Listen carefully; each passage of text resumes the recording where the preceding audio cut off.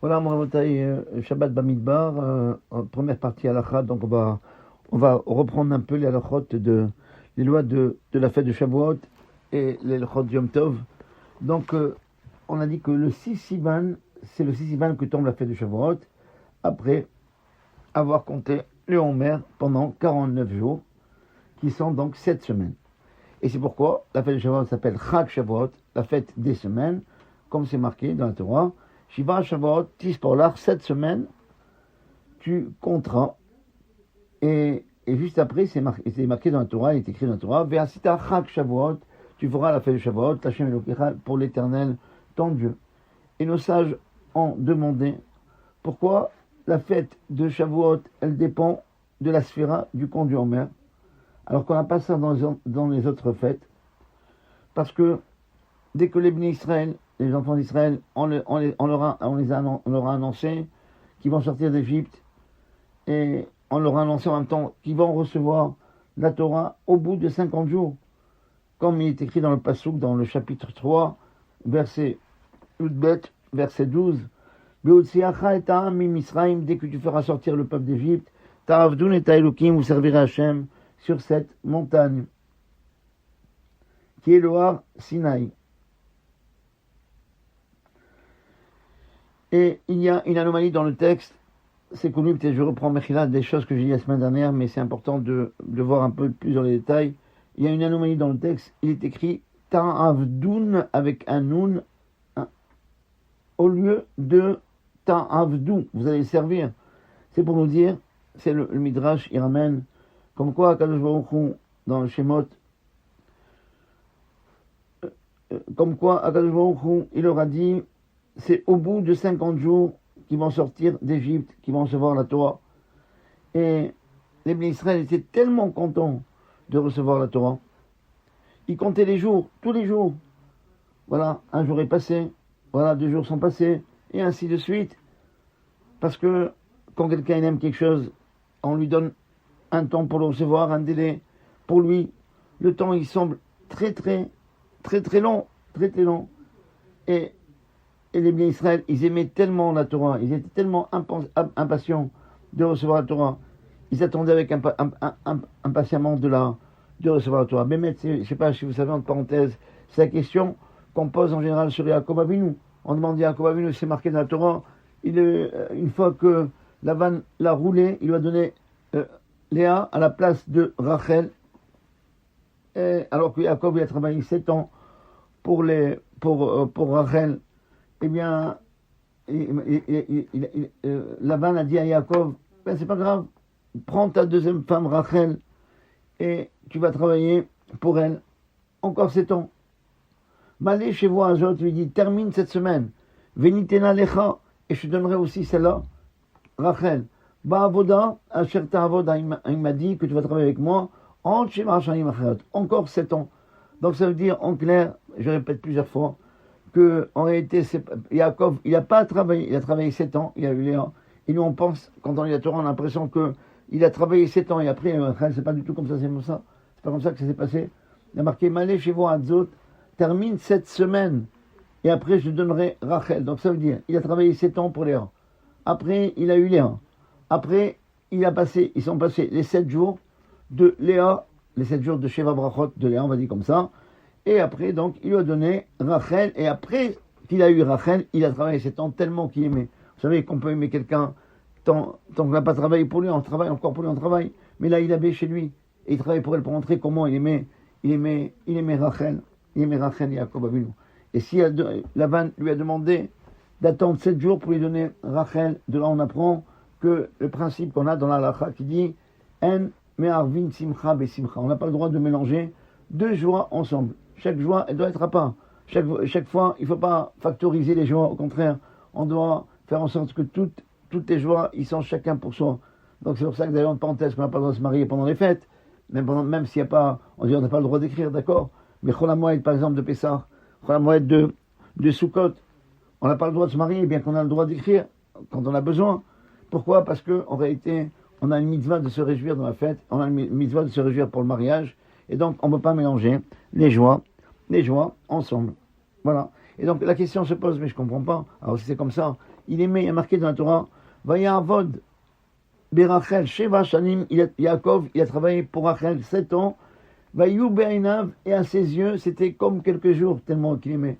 Au contraire, nous on pense que quand on aime quelqu'un, au contraire, le temps il passe très long, comme on va dans la mer. Dans la mer. Eux, ils ont compté avec impatiemment les jours. Ils attendaient avec impatience. Et on voit que Yaakov a vu nous. Et marqué dans le texte, il aimait tellement Rachel que les 7 ans passaient comme quelques jours. Au contraire, quand on aime quelqu'un a priori, le temps il passe très lentement. La réponse est comme ça. Ça, c'est le vrai amour de Yaakov envers sa femme. Il aimait tellement sa femme que il avait l'impression que 7 ans, c'est rien. Donner 7 ans pour avoir Rachel, c'est rien. Il aurait préféré travailler plus. Pour lui, le mariage, c'est un investissement. C'est pour ça qu'en réalité, pour Yaakov, c'est différent. Yaakov Avinu, lui, pensait qu'il n'a pas donné assez pour Rachel, tellement qu'il aimait. Et c'est ça, le vrai amour. La vraie amour, ça vient du mot, le mot Ahava en hébreu, qui veut dire aimer. Ça vient du mot Av, ça veut dire donne, pas prends. Les gens, ils pensent que quand je me marie, je vais prendre. Non, le mariage, c'est donner. Voilà, et je profite de l'occasion de souhaiter un grand Mazal Tov au fils de Eric Haddad, Zichrono Livracha, que Baruch Hashem, il s'est marié cette semaine. Il a fait un Beit Neman B'Israël, que je lui donne beaucoup de joie et beaucoup de smachot. Voilà, donc ça c'est une parenthèse. Donc c'est pour ça que les ministres, ils ont commencé à compter le Homer. Ils ont compté les jours. Combien il reste de jours? Déjà un jour. Un jour est passé, 2 jours sont passés, 3 jours sont passés. Parce qu'ils avaient l'impression que le temps était très long. Tellement qu'ils aimaient. Ils voulaient recevoir la Torah. Et ils attendaient la réception de la Torah sans fin. C'est pour ça qu'on a compté le Homer. On a pris l'habitude de décorer avec des plantes odorantes et des fleurs et des roses les Bate Knesset, les synagogues et les maisons d'études, les synagogues, même les maisons pour Yechvod, pour la fête de Shavuot. Et aussi, on a l'habitude de mettre dans les Sifrei Torah, on a l'habitude de mettre dans les Ktarim, dans les couronnes Sifrei Torah, ou chez nous qu'on appelle les Rimonim, on a l'habitude de mettre des roses, des plantes odorantes. Et d'où vient ce minhag, cette coutume? C'est parce que les Chachamim m'ont dit dans ma Maseret Shabbat, Daf Pechet Amoud Aleph, c'est marqué là-bas, Kol Dibour Vedibour, toute parole qui est sortie de la bouche de Hakadosh Baruch Hu. Le monde était rempli d'odeurs parfumées, de parfums. Toutes les paroles, à chaque parole, on avait un parfum. Et aussi pareil, on a l'habitude de décorer les synagogues et les maisons avec des branches d'arbres pour rappeler ce qui est marqué dans ma série Rosh Hashanah, Daf Tet Zayin. Donc page, on va dire 16, folio 1, parce que pendant la fête de Shavuot, on est jugé sur les fruits de l'arbre. Combien d'arbres va avoir, combien ils vont pousser, mais il y a beaucoup de personnes qui contestent ce minhag, cette coutume, parce que on n'a pas le droit de faire comme les goïms, de décorer les synagogues avec des branches d'arbres, mais il faut retenir que d'après la halakha, il n'y a pas cette interdiction, et on peut garder ce minhag, cette coutume, et il faut savoir si c'est un minhag qu'on retrouve dans une coutume qu'on retrouve dans toutes les communautés d'Israël. Torah, c'est la Torah. Alors certains disent que sur le Shavuot, il faut attendre pour faire le kiddush jusqu'à cet accord Avim, jusqu'après la sortie des étoiles, pour il faut que ce soit une nuit sûre, certaine, parce que si on fait le kiddush avant qu'il fasse nuit, eh bien c'est comme si on a enlevé un peu des 49 jours du compte du Homer. Et c'est marqué dans Vaïkra, Sheva Shabbatot Temimot, il faut que ce soit cette semaine complète. Et d'autres disent que non, qu'on ne craint pas cela, et on a le droit de faire le kiddush, même quand il fait jour. Alors, halakha, comment on fait? Dans un endroit, je sais qu'on a fait ces halakhot, mais je te reprends avec plus de détails, dans un endroit qu'on a la possibilité de tenir compte des paroles de ceux qui sont marmir, qui sont rigoureux, qui demandent de faire la nuit, c'est bien de faire comme ça. Mais, dans un endroit où la shkia, le coucher du soleil, elle tombe très tard. Comme nous, par exemple, en France, le coucher du soleil, il va être à 21h30. Donc voilà, on va attendre jusqu'à 21h30. Encore pire, en Angleterre. Il y a des coins en Angleterre où la nuit, elle dure rien du tout. De 4 heures, peut-être le soir de Shavuot, comme à Gateshead, par exemple. Voilà, il y a très peu. Et les membres de la famille, ils sont dérangés d'attendre attendre jusqu'à la nuit. Et en plus, ça va déranger le seder, l'ordre du limoud. On a un grand limoud, on a une grande étude qu'on fait le soir de Shavuot, comme ceux qui font, et c'est comme ça qu'il faut faire, c'est mieux de faire comme ça, il vaut mieux lire ce que les Khamim ont fixé dans le livre des veillées qu'on a pour Shavuot, Sukkot et je viens chez Pessah, au Shaharaba, et je viens chez Pessah. Donc il vaut mieux faire cette lecture-là, suivant ce qui est marqué dans le Zohar et dans Rabbeinu à Arizal. Alors, on peut être permissif et faire le kiddush même quand il fait jour. Et c'est bien, si c'est possible, d'attendre jusqu'à la shkia, jusqu'au coucher du soleil, pas attendre vraiment la nuit, qui tombe à 10h30, donc il reste presque rien pour la veille, de telle sorte que dès que le soleil, on le voit plus, ce qu'on appelle la shkia, le coucher du soleil, là on fait la souda, on fait le kiddush et on mange. Et c'est bien aussi, donc, faire le kiddush. Quand on veut faire, donc je résume, quand c'est facile, comme on était par exemple en Eretz Israël, que la nuit elle tombe tôt, ou bien en Afrique du Nord, la nuit elle tombe tôt, tous les pays où la nuit elle tombe tôt, eh bien, c'est bien de tenir compte de ceux qui demandent d'attendre la nuit pour commencer le kiddush, ou même des fois pour commencer à vite. Dans les pays où la nuit elle tombe tard, alors on peut permettre, parce qu'il faut savoir faire un choix dans la vie. Si on attend jusqu'à la nuit, la soirée, d'abord les enfants ne vont pas rester réveillés pour le soir de Shavuot, et c'est marqué dans la Torah, Vesamarta bechagecha, tu dois te réjouir dans ta fête, Ata, toi, Uvincha, ton fils, ta fille, Veavdecha, Vaantecha, donc il faut se réjouir. Donc comment on se réjouit ici, quand on rentre à la maison, tous les enfants, ils dorment, et que, au lieu de s'investir dans la fête de Shavuot, de bien vivre, de vivre pleinement la fête de Shavuot, les enfants ils vont dormir, la femme est fatiguée, etc. Donc c'est pour ça que Yosef il dit que dans ces cas-là en Europe, alors on peut faire le kiddush mi-béodium quand il fait encore jour. Après on peut faire Arvit par exemple à Plaga Mincha, comme d'habitude, comme on fait tous les Shabbatot, et après commencer le kiddush. Mais c'est bien dans ces pays-là de faire le kiddush un peu plus tard, attendre la shkia. Donc ça veut dire à peu près la semaine prochaine, ça sera 21h30 la shkia. Voilà, ou bien, et après, quand on termine le repas, manger, quand il fait déjà nuit, un kazaït de pain, un 29 grammes de pain, pour faire d'après, pas tout le monde on va dire, mais comme ça, on a mangé un kazaït de pain quand il fait nuit, le soir de Shavuot. Et, en tous les cas, même dans les endroits où on a pris l'habitude d'être mahmir, d'être rigoriste et de faire le kiddush que le soir de Shavuot, de ne pas faire le kiddush avant la sortie des étoiles, on a le droit de faire quand même Arvit quand il fait jour après Plaga Mincha. Plaga Mincha, c'est l'heure que vous voyez dans le tableau de Pataria où il y a une colonne, c'est marqué Plaga Mincha. Et ce Plaga Mincha, ça veut dire c'est l'heure où on peut commencer à débuter Arvit, même s'il fait jour, c'est 1h15 avant soit la sortie des étoiles, soit le coucher du soleil, et c'est pas obligé dans ce cas d'attendre pour faire Arvit seulement après cet Akoravim, après la sortie des étoiles. Dans le kiddush de la fête de Shavuot, comme d'habitude, comme toutes les fêtes, il y a 3 brachot, 3 bénédictions. Boré Peri Agefen, ok. Après, Asher Bahar Banu Mikolam, qu'Hachem les a choisis parmi tous les peuples. Ça veut dire que Dieu, il a fait un choix. C'est pas qu'il a. C'est ça la fête. La fête, c'est un rendez-vous avec Hachem. Dans le calendrier, c'est pas que Dieu il a créé le monde, après c'est fini. Non, il s'intéresse à ce monde. Il a choisi un peuple.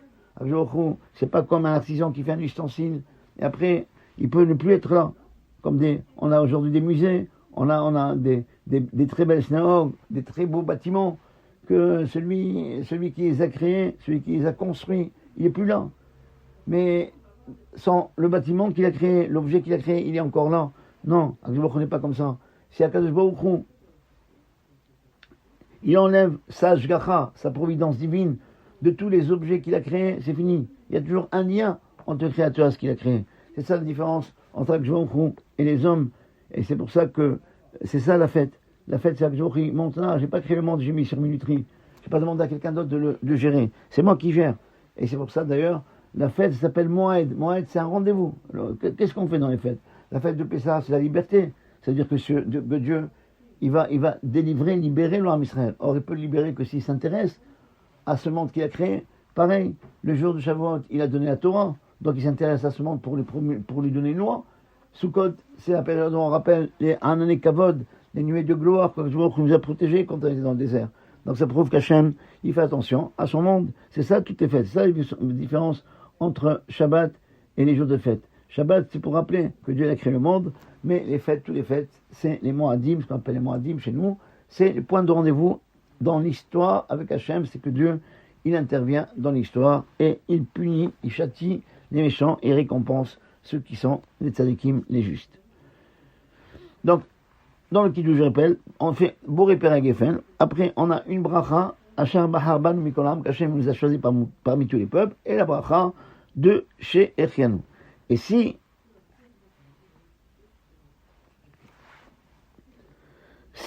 la fête de Shavuot tombe Motzai Shabbat, samedi soir, eh bien, il dit le Kiddush, il y a une façon de retenir tout, parce qu'il faut faire tout dans l'ordre. Il faut se rappeler le mot Yakne Az, Yud, Kouf, Nun et Zain. Ça veut dire, comment on doit procéder, le programme, comme on fait d'ailleurs à Pessah. Comme il y a tellement de choses à faire, on chante ta chanson Kadesh Uchras pour se rappeler le programme tel qu'on doit le faire dans l'ordre. Alors, Yaknea, c'est quoi? Alors, le Yud, c'est Yain, le vin. Ça veut dire, on fait la bracha du vin, Boré Péré à Geffen. Après, le Kouf, c'est Kiddush. On fait la bracha de, non pas Mekadesh à Shabbat, mais Mekadesh Israël vers Zemanim. Alors, le deuxième jour de Shavuot, cette année, par exemple, ou cet an Shabbat, on dit Mekadesh, ne pas oublier de mentionner, de faire le Kiddush de fête. Voilà, la fête, c'est le Kiddush de fête. Non pas, on fait pas Yom HaShishi, le deuxième jour de fête, on fait le Kiddush de fête. Pourquoi? Bien que c'est en contradiction. On dit que Tadir Veno Tadir, c'est quelque chose qui est fréquent et quelque chose qui est moins fréquent. Le plus fréquent, il passe avant. Donc on devrait faire le Kiddush de fête. Ok, le Kiddush de Shabbat. Pourtant, le Kiddush qu'on fait, c'est le Kiddush de fête. Pourquoi on fait le Kiddush de fête? Puisque le plus fréquent et le moins fréquent, le plus fréquent, il doit passer avant. C'est parce que ça, quand on peut faire les deux. Quand on peut faire les deux, on dit, il passe avant. C'est-à-dire, on fait tout. C'est pour ça que, par exemple, on prend un exemple, toujours, je vous rappelle plusieurs fois, j'ai dit que, par exemple, si on a Shabbat, Rosh Chodesh et Chanukah, on a Shabbat, Rosh Chodesh qui tombe Shabbat et Chanukah. Comment on fait au niveau de Sefer Torah? On sort 3 sifrei Torah. Le premier, on lit la paracha de Shabbat. Après, le deuxième, c'est Rosh Chodesh. Après, Chanukah. Pourquoi on fait dans cet ordre? Parce qu'on fait le plus fréquent, du plus fréquent au moins fréquent. Shabbat, il y a 52 semaines par an. Par contre, le Rosh Chodesh, combien qu'il y a de jours dans l'année? C'est pas 12 jours, parce qu'il y a des mois où il y a 2 jours, et des mois où il y a un seul jour. Donc en tout, ça fait 12 plus 6. Il y a 18 jours à peu près, peut-être des fois un peu moins ou un peu plus, 18 jours de Rosh Chodesh par an. Donc 18 jours. On a 52, 18, et Chanukah, combien de jours? 8 jours. Donc voilà pourquoi on fait Shabbat, c'est le plus fréquent. Après, Rosh Chodesh, moins fréquent que Shabbat, mais plus que Chanukah, puisqu'il y a 18. Et après Chanukah, il reste que 8 jours pour Chanukah. Donc voilà, on fait du plus fréquent au moins fréquent. Par contre, pour la Haftara, on fait quelle Haftara? On fait l'Haftara de Chanukah, la plus rare, la moins fréquente. Pourquoi? Eh bien, le Tosfot explique, parce que quand on dit le plus fréquent et le plus fréquent passe avant, c'est quand on peut faire tout. Comme c'est la Torah, on lit tous les parachutes. Mais quand on doit choisir, on choisit le moins fréquent. Voilà pourquoi on fait l'Haftara de Chanukah. Et c'est comme ça, c'est la façon d'être courtois. Quand quelqu'un il a un invité chez lui, on ne peut pas donner à manger à tout le monde. Le premier qu'on va servir, c'est qui? C'est l'invité. Parce qu'on ne va pas servir tout le monde. C'est pareil. Quand on n'a pas de choix, celui qui est invité, c'est lui qui passe avant. Donc, voilà pourquoi, quand Shabbat tombe en même temps, Shabbat et Shavuot, Shabbat et un jour de Yom Tov, on ne peut pas faire 2 kiddush, on fait un seul kiddush, et le kiddush qu'on fera, ça sera, qu'on doit faire, c'est le kiddush des fêtes. Donc on commence par Yom HaShishi, le vendredi, Yom HaShishi, et après Yom HaShishi, on fait et les Moadé, d'abord on rappelle Shabbat dans le Kiddush, Yom HaShishi, après les Moadé, après on fait le Kiddush des fêtes, Asher Bahar Banu Mikolam, et ne pas oublier, au milieu du Kiddush, mentionner Shabbat et Yom Tov, et Yom HaShabbat Azeh, et Yom Chag HaShavuot Azeh, et Yom Tov Mikra Kodesh Azeh, etc. Donc il faut, dans le Kiddush, c'est le Kiddush de fête, c'est le Kiddush de fête, mais on mentionne quand même Shabbat, et ne pas oublier que le deuxième jour, on termine par Baruch Ata Hashem, Mekadesh HaShabbat Ve'Israël Ve'Azmanim. Il faut mentionner les deux. Maintenant, donc Motzai Shabbat, donc on a d'abord Yain, le vin. Après, on a le Kouf de Yakneaz. Kouf, c'est quoi? C'est le Kiddush. Kiddush, c'est Mekadesh Israël Ve'Azmanim. Okay. Après, le Nun de Yakneaz, c'est le Ner. Le Ner, c'est quoi? C'est Boré Moréaesh. Après, on a la Havdalah. Havdalah, ça veut dire la distinction entre le jour, le Shabbat et le jour en question. Voilà, ça c'est Havdalah. Et après, Shechianu. Alors je rappelle que l'Havdalah, on l'a fait que dans le cas où on passe d'une Kdusha forte, d'une sainteté forte à une sainteté moins forte. Même si le deuxième, c'est une sainteté. Donc je répète, pour que vous compreniez bien, l'Havdalah, on fait quand on passe d'une sainteté forte à une sainteté moins forte. C'est pour ça que, par exemple, quand on va prendre un exemple. On va prendre l'exemple de Shavuot, qui tombe vendredi et Shabbat. Voilà. Donc, vendredi, on fait le Kiddush de fête. Maintenant, Shabbat, on passe à une Kdusha plus forte. C'est Shabbat, c'est en même temps une fête, mais c'est en même temps Shabbat. La Kdusha de Shabbat, elle est plus forte. Est-ce qu'on fait la Havdalah vendredi parce qu'on passe à une autre Kdusha de notre sainteté? Non. Pourquoi? Parce qu'on passe d'une sainteté moins forte à une sainteté plus forte. Là, il n'y a pas besoin de faire la Havdalah. Par contre, quand par exemple, c'est pas comme ça. Quand on a la fête qui tombe, par exemple, on va dire, on a par exemple un Shabbat normal, après, Motzai Shabbat c'est fête, et on a donc 2 jours de fête après, on a samedi, dimanche, lundi, ou bien le premier jour de fête, c'est Shabbat, et après on a dimanche. Donc quand on passe du Shabbat à la fête, là, il faut faire une Havdalah, même si c'est pas un jour de Chol, un jour de semaine. Pourquoi? Parce qu'on passe d'une Kdusha moins forte à une Kdusha plus forte.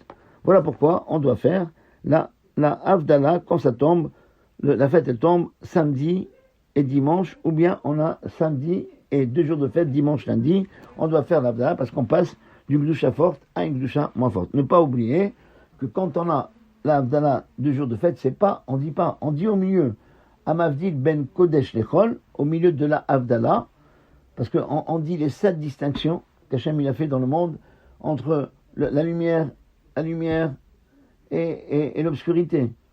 Voilà, etc., entre le Shabbat et les jours de semaine, entre le Shabbat et le jour du Yom Tov. En tout, si vous voyez, l'Havdalah qui se trouve dans tous les livres de fête, dans le cas où c'est la fête, donc là, on mentionne 7 distinctions, et après, on doit terminer, faites attention, ne pas terminer par Baruch Ata Hashem, comme les Motzai Shabbat, Amavdil ben Kodesh les Hol, parce qu'on n'est pas Hol.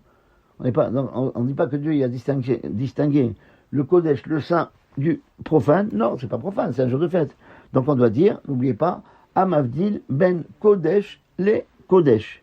Entre une sainteté et une autre sainteté. Tous les saintetés ne sont pas pareils.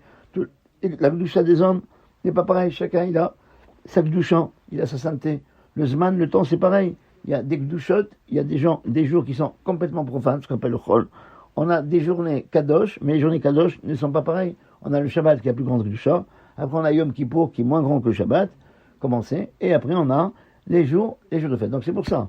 Il ne faut pas oublier, par exemple, qu'une femme, on n'a pas cette année-là, mais bon, mais c'est la halachot qu'on fait, c'est pas que pour cette fois-ci, mais c'est même pour après, comme je dis aux enfants de Bar Mitzvah, quand ils viennent, monsieur le rabbin, moi je vais faire la Bar Mitzvah en été, et donc j'ai pas besoin d'apprendre Barech Halenu dans la Mida. Barech Halenu c'est pour l'hiver. Alors je vais pas à ces enfants, mais mon fils, moi je t'apprends pas la tefila pour les jours de ta Bar Mitzvah. Je te fais apprendre ça, je t'enseigne la tefila pour tous les jours de ta vie. Dans les jours de ta vie, il va avoir l'hiver. Il m'a dit, alors je t'apprends aussi l'hiver. On ne l'apprend pas pour la Bar Mitzvah. La Bar Mitzvah chez nous, c'est le début et non pas la fin. Et c'est pareil, il y a beaucoup d'enfants qui comprennent quand on leur dit Bar Mitzvah, qu'on demande c'est quoi d'où ça vient, c'est quoi le bar mitzvah? Ça veut dire quoi, bar mitzvah? Bar, ça veut dire le fils de la mitzvah. Quand on fait une mitzvah, c'est indélébile. C'est ça que vous vous rappelez, pas Shavuot. Quand un homme il fait une mitzvah, c'est le fils de la mitzvah. Pas aucun fils ne peut dire à son père, aujourd'hui papa, tu n'es pas mon père, ça n'existe pas. On est toujours le fils de la mitzvah. Une mitzvah qu'on fait, c'est indélébile. On ne peut jamais enlever. Mais par contre, quand quelqu'un fait une faute, on peut toujours enlever la faute. Le Baruch Hu est tellement bon qu'on peut toujours effacer la faute. Et quand quelqu'un fait une faute, on ne dit pas Bar Avera, le fils de l'Avera, pour dire que la faute est indélébile, mais on dit Baal Avera. C'est le Baal Avera, le mari de l'Avera. Pas le fils avec une femme. Malheureusement, des fois, on peut divorcer, c'est pas toujours conseillé. Il faut voir dans quel cas. Mais en tous les cas, ça existe, la possibilité. Et on dit, voilà, quand je vous l'enverrai, tu peux toujours l'enlever. Et c'est pour ça que on dit, un enfant, il est bar mitzvah, on lui souhaite que toute sa vie, il fera que des bonnes choses. Il sera toujours le fils de la mitzvah. Il n'y aura jamais un enfant qui fera des averot. Il y a beaucoup de bar mitzvah. Quand on dit bar mitzvah, ils comprennent c'est quoi, d'où ça vient la racine bar. Un enfant, il m'a dit une fois, vous savez, monsieur, vous savez pourquoi on dit bar mitzvah? Parce que quand on fait la bar mitzvah, après, on se sauve. Et c'est pour ça qu'on dit bar mitzvah, c'est pas du tout ça. Bar mitzvah, parce qu'on est le fils de la mitzvah. Voilà, donc ne pas oublier. Donc une femme qui fait, on les Motsai Shabbat, vous savez que tous les Motsai Shabbat, les maris, des fois, ils viennent tard de la synagogue, c'est l'été, et on veut commencer à préparer la maison avant que le mari arrive. On n'a pas fait l'Avdallah. Après, on n'a pas le droit. À moins que si la femme, elle veut commencer à faire la vaisselle, et que le Shabbat n'est pas, enfin, on n'a pas fait l'Avdallah. Alors, il y a deux choses. Soit elle fait l'office de Harvit, si elle a l'habitude de faire l'office de Harvit, et là, à ce moment-là, il n'y a pas de problème. Dans Harvit, elle a mentionné Ata Chonantanu, donc elle a fait la différence dans l'Amida déjà, entre les jours de semaine et le Shabbat, puisqu'elle a dit Ata Chonantanu. Ok? Et sinon, si elle ne fait pas la tefila, elle attend son mari pour faire l'Avdallah, eh bien, elle n'a pas le droit de faire un travail tant qu'elle n'a pas fait elle-même la différence entre Shabbat et le Chol, ou Shabbat et Yom Tov. Donc c'est pour ça qu'elle est obligée avant de dire Baruch Hamavdil Ben Kodesh les Chol. Normalement, un jour normal.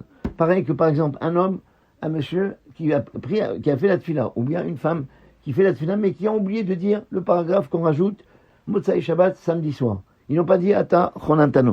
La halakha, elle dit que dans ce cas-là, eh bien, elle n'a pas le droit de faire un travail tant qu'elle n'a pas fait la différence entre Shabbat et le Chol. Elle doit dire, dans ce cas-là, obligatoire, Baruch Hamavdil Ben Kodesh le Chol. Et pareil pour l'homme, s'il a oublié de dire Ata Chonantanu, bien que d'après la halakha, il doit pas refaire, puisqu'il y a l'Avdallah à la maison, mais quand même, s'il doit par exemple prendre la voiture, ou bien sortir son talit avec lui, même s'il va à pied, donc sortir un talit, tu n'as pas le droit de faire Shabbat. Alors qu'est-ce qu'il doit dire? Il doit dire obligatoirement, s'il n'a pas fait le paragraphe d'Ata Chonantanu, dire Baruch Hamavdil Ben Kodesh. Alors faites attention, quand on a une fête qui tombe Motsai Shabbat, ne pas dire Baruch Hamavdil Ben Kodesh Echol, il faut dire Baruch Hamavdil Ben Kodesh de Kodesh. Bon, ça vous le gardez dans un petit coin parce que c'est pas le cas de cette année. Cette année on la fête tombe que vendredi et samedi, donc il n'y a pas la Havdalah à faire dans la Hamida. On fait la Havdalah Motsai Shabbat après la fête, tout à fait normalement avec tous les psukim, tous les versets, puisque ça tombe Motsai Shabbat. Voilà, c'est un minhag Israël, une coutume Israël, de manger des mets lactés pendant Shavuot. Pourquoi? Parce que le jour de Shavuot, le jour où on croit dévoiler au Bnei Israël tous les parties de la Torah, tous les mitzvot, comme il est écrit, comme il est marqué dans le livre de Rabbeinu Saradia Gaon, que dans les 10 commandements, il y a tous les commandements de la Torah qui sont compris. C'est un extrait de 620 commandements, pas seulement 613, même les 7 des Rabbanan, ils sont compris. Et je pense que si on compte le nombre de mots, je ne me rappelle pas, de mots ou de lettres, vous trouvez 620, exactement le même chiffre que la Torah. Quand on fait les mitzvot, c'est comme si on mettait une couronne sur la tête de Dieu. Donc il y a le même, c'est pour ça que c'est un extrait. Il y a le même nombre, je ne me rappelle pas, Mechila, non, je pense 2 lettres. Il y a en tout 620 lettres, comme les 613 mitzvot de la Torah, plus les 7 d'ordre rabbinique. Plus que ça, vous voyez que les dernières 7 lettres des 10 commandements, ça se termine par Asher les Recha, les mitzvot qui sont à ton ami. Pourquoi? Parce que vous savez que les sages, c'est les amis de Hakadosh Baruch Hu. Ok. c'est Akadosh Baruch Hu, il aime tellement la chasse que lui, il fait toute la Torah. Et quand on dit Ve'afta l'ereacha kamocha, tu aimeras ton prochain comme toi-même, ton prochain. Ah, Dieu, c'est qui? C'est Khamim. Il leur a donné la même valeur que lui. Donc regardez, Asher l'ereacha, vous comptez le nombre de lettres qu'il y a à la fin des 10 commandements. Asher l'ereacha, il y a en tout 7 lettres. C'est les mitzvot des Rabbanan. Voilà. Donc, Rav Saadia Gaon, il a dit, on a reçu le jour de Shavuot les 10 commandements, mais dans les 10 commandements sont compris tous les mitzvot de la Torah. Et quand ils sont descendus du Har Sinaï, quand ils ont écouté la Torah, ils ne pouvaient plus cuire, ils ne pouvaient plus manger des ma'achal et chalav, des mets de viande, parce que la viande, elle demande beaucoup de préparation. Il faut faire la shrita avec un couteau qui est vérifié, il n'y a pas d'entaille, il faut vérifier le poumon, il faut enlever le chélève, les graisses interdites, il faut saler la viande, il faut la rincer, il faut dans le but d'enlever le sang. Et en plus, à part ça, les kélim, si on n'a pas cachérisé la viande d'avant, les kélim, les ustensiles on a cuit avant, ils sont tarefs, il faut eux aussi les cachériser. Voilà. Et ils ont cuit aussi dans le même ustensile la viande de lait, donc il faut cachériser.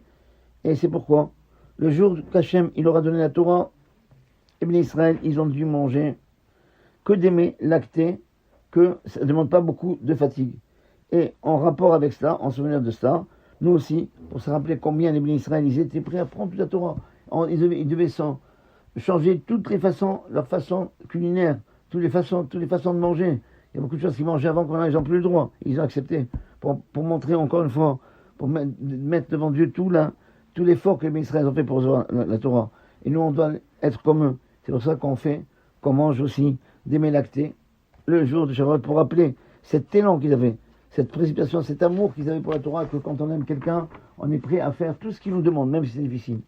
Et il y a ceux qui ont l'habitude de manger du miel aussi, la fête de Shavuot, parce que la Torah, elle a été comparée à deux choses, des vaches, au miel et au chalav et au lait, comme c'est marqué dans Shirachirim, je pense que c'est le chapitre 4, verset 11, il y a marqué des vaches bechalav tachat teshoner. Il y a du lait et du miel et du lait sous ta langue. La Torah, elle a été comparée des vaches, au miel et au lait. Pourquoi le miel et le lait? Parce que, vous savez, en principe, ces deux aliments, ils devaient être interdits. Des vaches, pourquoi? Parce on pouvait croire que le des vaches, c'est le produit de l'abeille. Et c'est comme le produit de l'abeille, tout ce qui sort d'un animal tamé, impur, c'est impur. Si on a par exemple un œuf d'un animal impur, l'œuf il est taref comme l'animal, comme la volaille. Donc taref exactement pareil. Voilà, donc et pareil pour le miel. Le miel, on va dire,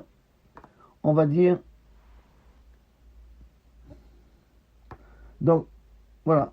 Donc le chala, oui, pardon. Donc le vaches, il vient de l'abeille. Donc comme il vient de l'abeille, on va dire que l'abeille elle est impure. Donc le produit de l'abeille est impur. Non, on dit non. Le miel, il est permis.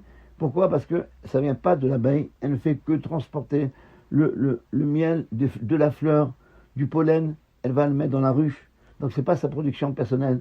Et c'est pour ça que la Torah, quand elle fait l'éloge, quand on fait l'éloge de la Torah par le miel et le lait, c'est pour nous dire que le miel, il est caché. On ne peut pas faire l'éloge de la Torah avec un aliment qui est taref. C'est de là qu'on apprend que le des vaches, il est caché. Parce que la Torah, elle a fait, on a dit des vaches, vechalav tachat teshoner. Donc ça, c'est pour des vaches, pour le miel.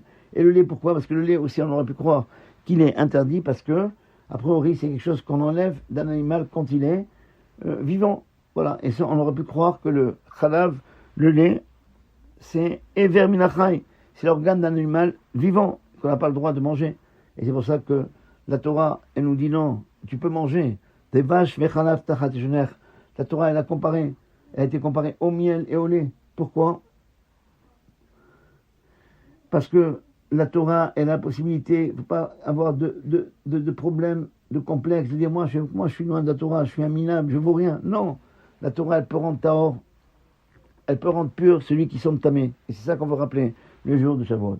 Bien savoir, en tous les cas, bien qu'on mange des aliments de lait le jour de Shavuot, de toute façon, la plus grande mitzvah, c'est de manger les mets carnés, de la viande. Et la viande rouge, si c'est possible. Si c'est possible, c'est le mieux parce que c'est la simcha de la fête, ça se fait, avec la joie de la fête, ça se fait avec le vin et le vin et la viande. Voilà. Donc il ne faut pas, a priori, faire des repas de lait que de lait. C'est une mitzvah. Si on doit choisir entre le lait et la viande, c'est un minhag, seulement une coutume de manger du lait, mais la plus grande mitzvah, c'est de manger de la viande. Donc n'oubliez pas, il faut manger un peu, par exemple, le matin, quand on vient de laver, prendre un peu de lait lacté, et après dormir et faire un repas de viande. Pareil pour le deuxième jour, on fait d'abord, voilà, comme ça on a l'habitude de faire chez nous, que mon grand-père, quand il nous a appris de faire comme ça, que le deuxième jour, puisqu'on fait une petite séparation, bien que ce n'est pas obligatoire, entre le lait et la viande, on revient de la synagogue, on mange des mets lactés, un peu de mets lactés, pas beaucoup, et après, pour faire un petit espace entre les deux, on fait entre les deux, puisque tous les 2 jours de Shavuot, on lit le Ruth et Hazarot. Ruth, c'est l'histoire de Ruth et les Hazarot. Donc les 10 commandements en style poétique, on a l'habitude de les faire on mange le lait, après on fait le Ruth et Hazarot pour avoir une petite séparation. C'est pas obligatoire de faire comme ça, mais on peut même manger directement, d'après pour les Sfaradim, n'importe quel fromage et tout ça entre le lait, si on commence par le lait et après la viande, mais c'est bien de faire une petite séparation, c'est comme ça qu'on avait l'habitude de faire par Ruth et Hazarot. Voilà, on termine ça pour aujourd'hui. La semaine prochaine, on va poursuivre les lois de Shavuot et Yom Tov. Shabbat Shalom.